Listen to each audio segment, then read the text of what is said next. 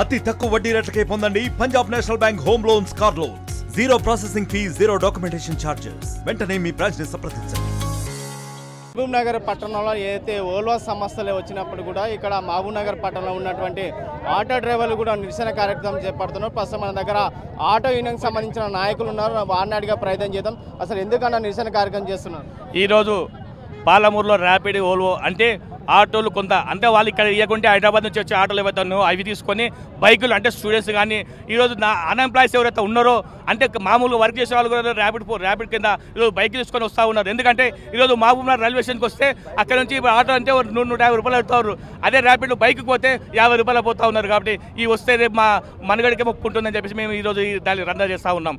Right. ముఖ్యంగా మహబూబ్ నగర్ పట్టణంలో ఎంతమంది ఆటో డ్రైవర్లు ఉంటారు? వాళ్ళ ఉపాధి ఎట్లా కోల్పోతుంది? ఈరోజు టౌన్లో రోజుకు 4,000 ఆటోలు వెళ్తాయి.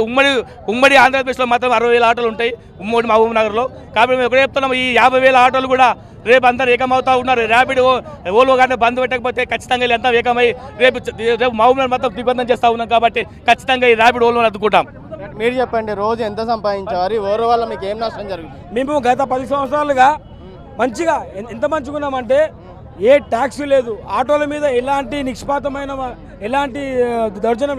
ఈరోజు చెప్తున్నాము, గత సంవత్సరం నుంచి ఆటో డ్రైవర్లు ఎత్తుకున్న సమస్యలు అంటే చెప్పడానికి రాదు. ఎందుకంటే ఉచిత బస్సులు పెట్టే చాలా మేము బాధపడుతున్నాం. అందుట్లో ఈ ర్యాపిడోలో ఈ బ్రోకరిజం ఇది వాస్తవంగా ఇది బ్రోకరిజమే. మా దంతం మేము చేసుకున్నాం భయ్.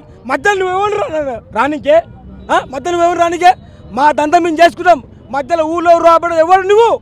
మీ డిమాండ్ ఏం చెప్తారు? ప్రభుత్వం ఒకటే, ఓలో రాపిడో మాకొద్దు ఖచ్చితంగా చెప్తున్నాం.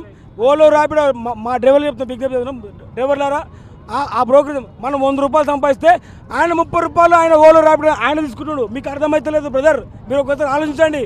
ఓలో ర్యాపిడ్ వల్ల మనకే ఇబ్బంది. మొత్తమైనా కూడా మహబూబ్ నగర్ పట్టణంలో ఏదైతే ఓల్వా ర్యాపిడ్ సమస్యలు అంటే కూడా మాకు వద్దని చెప్పి ఆటో డ్రైవర్లు డిమాండ్ చేస్తున్నారు. ఏదైనప్పుడు కూడా ఇక్కడ ఉన్న ఆటో డ్రైవర్ల జీవన ఉపాధి కోల్పోతే ఖచ్చితంగా ఓల్వా ర్యాపిడ్ సమస్యలు అంటే మహబూబ్ నగర్లో రాకుండా ప్రభుత్వం చూడాలని చెప్పి ఆటో డ్రైవర్లు డిమాండ్ చేసిన పరిస్థితి కనిపిస్తుంది. వీడియో జర్నలిస్ట్ నర్సింగ్ రెడ్డితో రామకొండ, ఆర్టీ, మహబూబ్ నగర్. మరిన్ని వీడియోస్ కోసం ఛానల్ ని సబ్స్క్రైబ్ చేయండి. లేటెస్ట్ అప్డేట్స్ కోసం వాట్సాప్ ఛానల్ ని ఫాలో అవ్వండి. ఆ లింక్ డిస్క్రిప్షన్ లో ఉంది.